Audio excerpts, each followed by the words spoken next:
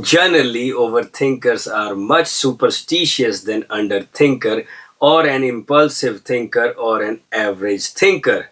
How the wave of superstition affecting our lives, even we don't have any idea what are we believing and what would be the result of that belief system. How a right piece of advice at right time helps to curb this wave. Namaste viewers. Today I am going to cover chapter 9th of self-written story series Sanguine Friend, and this chapter is very important in our day-to-day life because we all are driven by superstitions, but only intensity of it matters. The link of previous chapter is in the description box. Let's get started. As directed, I reached office by 7:45 a.m. I was the first person to be present there. After 5 minutes, Mr. Kama arrived and followed by Happy Sir. I formally greeted Mr. Kama, then I bent down and touched Happy Sir's feet. He blessed me and said, "Be happy always." Kama observed that incident with his wide open eyes. His face clearly showed perplexed gestures, and his eyes looked for a reason why I greeted him formally but touched Happy Sir's feet. Surely he felt discriminated again. After a few moments, I got the evidence. He looked at the shoes he was wearing and then compared it with Sir's shoe, and immediately he started to rub them turn by turn against the back of his trouser. I laughed mentally. If that was the actual reason, then alas, he was too late. After that small unsaid cosmic prank, I felt delighted. Anyway, at 8 a.m. sharp, Dry Fruit arrived, and in haste she said, "Good morning to you all." We all responded to her with a big smile, but Mr. Kama's smile was extra big because he didn't feel discriminated from her greetings. "Hey guys, we are getting late. Be fast and accommodate yourself in the car." That was the direction given by our boss, Happy Sir. We all rushed toward the car and I led the group. We all were marching silently, and that silence was broken by Dry Fruit when she asked, "Are you hired as a show opener or as a driver?" She tried to hit my dignity with her harsh words, but I just gave her a tough look and replied politely, "Soon, sir will be going to drive that car, and probably you are going to sit on the back seat. Now, according to your theory, sir is a driver and you are the owner. Is it so?" She kept quiet and gave me a tough look, but I smelled a pungent smell. Probably my sheer comment burnt her ego and proud attitude. We all stopped near the car. Sir unlocked it with remote key. Mr. Gama occupied the front seat. I and Dry Fruit on the back seat. Before starting the engine, Happy Sir asked Mr. Gama, "Did you make sure all that equipments are loaded in the car?" Yeah, all are with us, sir," Mr. Gama replied. Sir started the engine and the car was about to accelerate when suddenly an unfamiliar voice poked the atmosphere of car. That voice was Achoo, and the source was Dry Fruit. She sneezed loudly and immediately Mr. Gama reacted. Loudly, he asked her an ethical question in an unethical manner. "Have you lost your senses? Did nobody teach you that before starting any good work, sneezing is a sign of bad luck? Now we have to wait until your next sneeze." Relax, Mr. Gama. It is a natural phenomena, and while living in 21st century, still you believe in these superstitious? Happy Sir asked. "Come on, dear, let it be. Don't be so conservative. That was just a reaction or response to an allergy. Her sneeze has no connection with our project. If we keep on waiting for our next sneeze, then surely we will be late for our debut." Somehow Happy Sir, with his diplomatic skills, handled him and his age-old philosophy, but the word debut got highlighted in my mind. I tried hard, gathered all my courage just to ask whether it's the firm's debut, but she punctured my balloon of quest filled with air of courage by her apologies. I am sorry, especially Gama sir. Please forgive me. It's okay, but don't repeat it next time, Mr. Gama replied with heavy voice and confirmed the prolonged chaos created in his mind by her sneeze. We were on the move, and by then the word debut had also eloped by my mind, occupied with multiple thoughts. Her handbag served as LOC between us and projected a thought.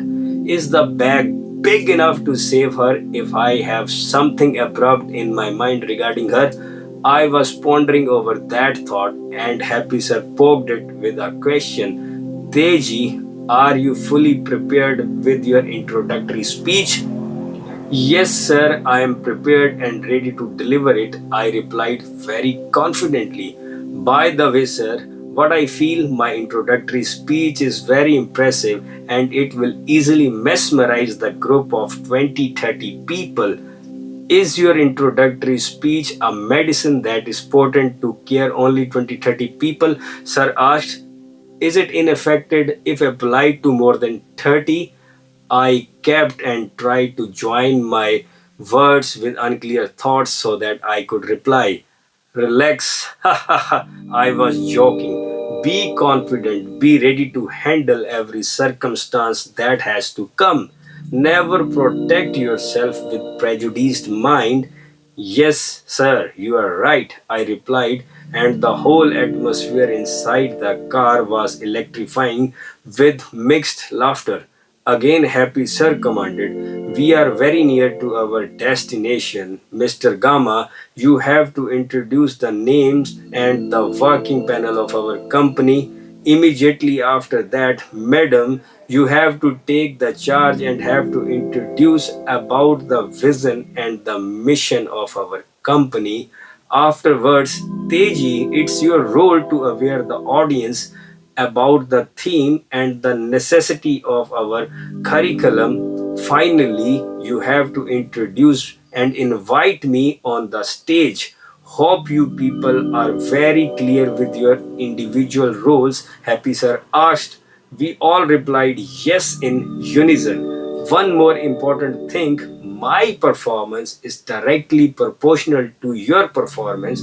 Only 20% of my performance is in my hands, so be careful and give your 100%. All the best and enjoy yourselves. I considered the instructions carefully and then I was mentally reciting the speech prepared by me and prayed before the Almighty for its success. Silence prevailed inside the car, which clearly indicated the intense atmosphere.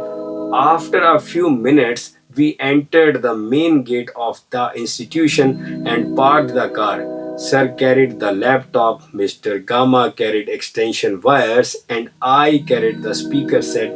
But Dry Fruit was barehanded, enjoying feminine equity.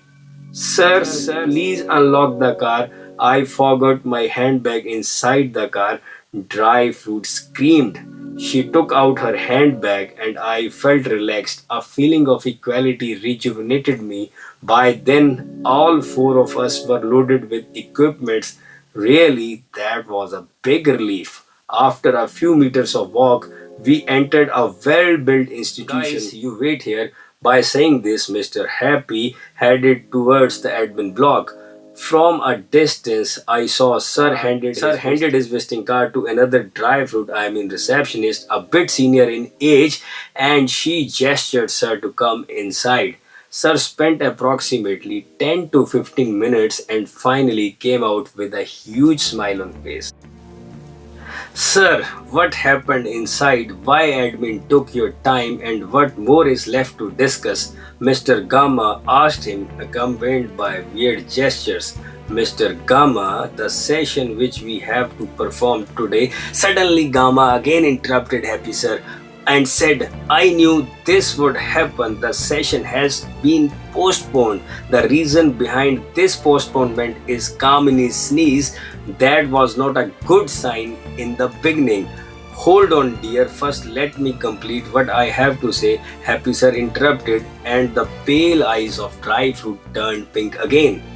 The session that was fixed for 20-30 candidates, the management has enhanced the strength to 100 to 120 candidates. It includes students from MBA, BTech, and other research oriented students. Along with it, the head of the departments, assistant professors, and all major teaching staff gonna join us.